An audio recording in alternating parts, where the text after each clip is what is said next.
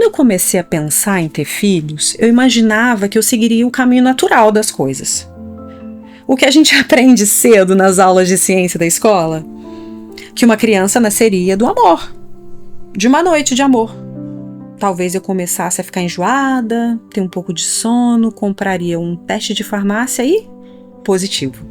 Parece o caminho natural. Mas não foi assim que aconteceu para mim.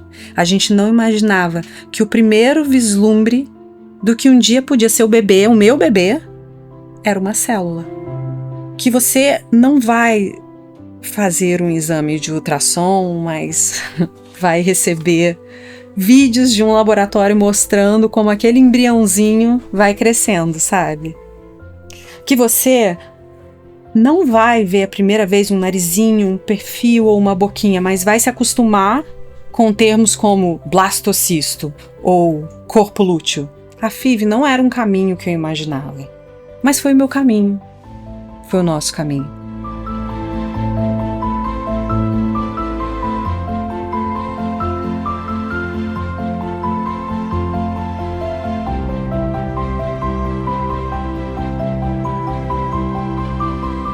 Então, eu sempre fui muito curiosa em relação à saúde, bem-estar. Adoro essas conversas sobre nutrição, como ser mais saudável, né? Longevidade, acima de tudo a saúde. E eu percebi, com o passar do tempo, um conjunto de coisas que eu tinha que fazer. Um bom sono, alimentação, exercício e muitas vezes até suplementação, né? Às vezes você tem uma deficiência de alguma coisa. Então, eu sempre faço exames de 3 em 3 meses, 4 meses, para ver como eu tô. Acompanho com um nutricionista e percebi que se eu deixasse alguns hábitos para trás, seria mais fácil. Tipo, diminuir álcool, dormir melhor, ingerir mais água, o que para mim é muito difícil, porque eu não sou uma pessoa que não tenho sede. Eu foquei no exercício, mas em relação à saúde mesmo, para eu ficar bem. E a saúde mental também, que ajuda na saúde mental. Então eu tive essa preparação meses antes de descongelar os óvulos, para me sentir melhor, até para o meu emocional tá melhor, me sentir menos inflamada, digamos. Mudei alguns hábitos e me senti realmente muito melhor.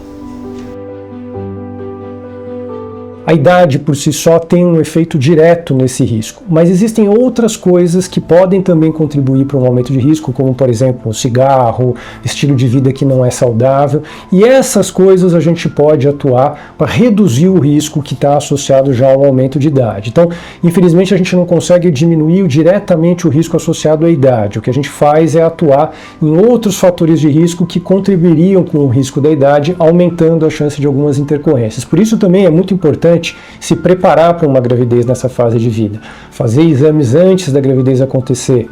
Se você tiver alguma doença crônica, controlar essa doença antes de engravidar. E durante a gravidez você fazer um pré-natal mais frequente, sempre fazendo os exames e seguindo as recomendações do seu obstetra, que vai ser uma pessoa especializada. Isso a gente chama de pré-natal de alto risco.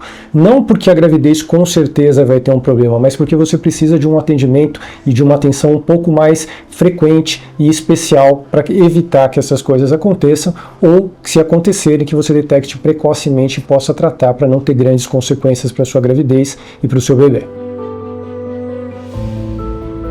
Nós temos 8 óvulos que foram coletados da Karen no passado, conseguimos congelar 7. Então, a partir do momento em que esse descongelamento acontece, óvulo e espermatozoides são inseminados por uma técnica chamada ICSI. E após a ICSI, estes óvulos fertilizados, que aí são chamados de embriões, eles têm até 7 dias para se tornarem blastocistos. O blastocisto é a fase do embrião onde a gente pode transferir para o útero, pode biopsiar ou pode congelar. No caso da Karen, o nosso plano é avaliar a qualidade desses blastocistos até que eles sejam biopsiados, para fazer um teste genético, onde a gente avalia também a capacidade genética destes embriões, e após isso eles serão congelados. O fato de você ter 42 agora não faz a menor diferença neste momento de análise genética. Então, a idade desse embrião é 38 anos. Mas aí, se eu estiver bem, Eu quero estar bem, gente. Eu quero estar bem. Ela já me prometeu, né? Doutora Joyce, pelo menos um, ela já me prometeu. Não é possível prometer, mas há expectativas de um embrião por conta da idade. De um embrião euploide, que é o nome que a gente usa para os embriões que são geneticamente aptos.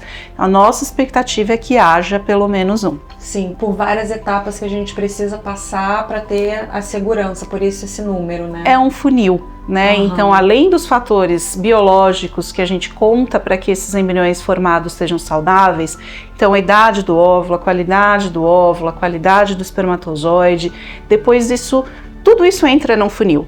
Né? Então, óvulos fertilizados com espermatozoides, nem todos viram embriões. Dos embriões, nem todos viram embriões com qualidade para serem biopsiados. E o final deste funil é justamente estes que forem analisados geneticamente, quantos serão saudáveis.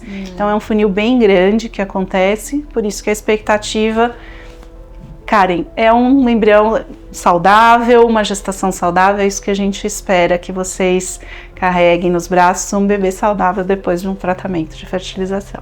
A progesterona é um hormônio que por trás da palavra está o progestar. Então é o hormônio que prepara o útero para receber um embrião, para que exista uma gestação. Então, primeira etapa, estrogênio faz o endométrio crescer. Segunda etapa, início da progesterona, e essa progesterona vai agir no endométrio para que depois de 5 dias que ela esteja agindo, a gente coloque um embrião lá dentro do útero e dessa forma a gente sincroniza a janela de implantação do útero com o tempo de vida do embrião. Esse embrião tem 5 dias de vida e a gente tem que coincidir com esses 5 dias de uso de progesterona ou elevação de níveis de progesterona natural. Dessa forma, a gente mantém essa suplementação, a gente mantém esses níveis de estradiol e progesterona elevados durante a fase inicial da gestação, até que, em um determinado momento, a gente sabe que a placenta começa a produzir esses hormônios e a gente pode deixar de prescrever essas medicações, porque a gestação já vai evoluir independente do que a gente faça. Ele me ligou, ele falou: Karen, então eu imaginei, a gente esperava pelo menos um embrião, né? Mas foram 3. 3? Foram 3 embriões super saudáveis, de alta qualidade. Ele, nossa, a gente está muito feliz. Foi uma conquista para eles também, porque eu acho que eles acompanham tantos desafios de mulheres que sonham em ser mães, né? Pais também. Deve ser um dia a dia difícil, né? Por mais que meu marido seja médico e eles acostumam com um dia a dia de dificuldades e de histórias tristes, a gente acaba vivenciando um pouco daquilo também, a gente acaba sentindo, né? E realmente existem processos que são muito sofridos.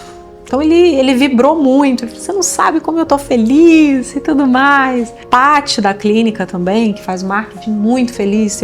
Assim, desde o primeiro momento que a gente se encontrou, ela tava torcendo muito. No dia da minha transferência, eu tô emocionada.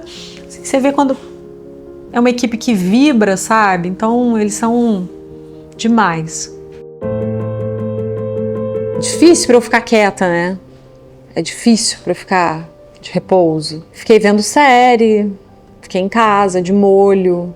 Foram 7 dias mais longos da minha vida. Eu fiz exame de farmácia antes, eu não precisava fazer aquele exame. Podia ter dado um falso negativo, né? Eu acho que eu antecipei aí.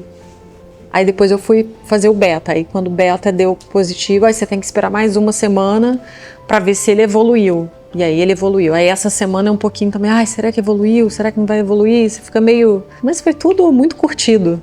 Então, o dia da transferência, os pais do Henrique souberam. Eu não comentei com a minha mãe para ela não ficar nervosa, ansiosa. O meu irmão sabia também. A gente evitou contar para muitas pessoas, que era tudo muito novo, né? Tudo muito íntimo. A gente não queria criar expectativa na primeira tentativa.